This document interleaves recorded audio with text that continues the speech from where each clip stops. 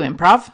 Maybe you teach or coach. Well, here is an exercise that I recently created that I wanted to share with you. And yes, I'm going to say created because I have not learned it from anybody else. Sure, I've learned lots of stuff from lots of other people, but this in particular, I feel like I created on my own. If you've done it elsewhere, please feel free to share. But I'm not here to claim fame.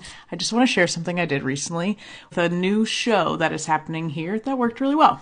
I am calling this the Pluribus, simply because it reminds me of Pluribus, and I watched it recently, and maybe this is part of where the idea came from. The show needed help with the people who didn't all know each other to kind of force group mind, to get into the yes state, to be on the same page, to sort of cheat code their way into feeling like they've been a team for a long time, even though their show is coming up soon, and they haven't been together that long. So I had one person initiate a scene like regular. However, whoever walked out to initiate the scene, everybody else would run around to the other side of the stage and receive the line together, meaning they were all listening for the initiating line. Once the initiating line came from the one person and everybody, the rest of the group over here, heard it, they then got to respond to that line however they wanted, but as a group, not all saying the same thing, but all being on the same page. So, for example,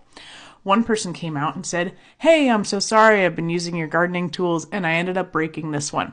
Everybody else ran around so they could be standing across from the initiator and one person said, "Oh man, you always break my tools."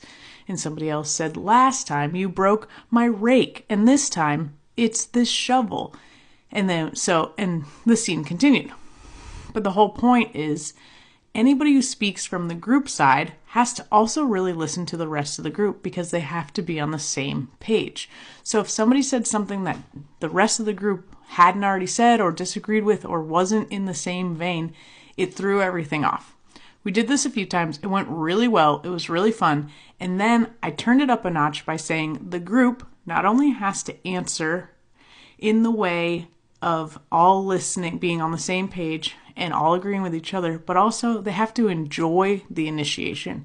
We did so many initiations where their first responses were sort of on the negative and sort of on the defensive that once we added the extra layer of now you all also have to really like what's going on, this exercise took off.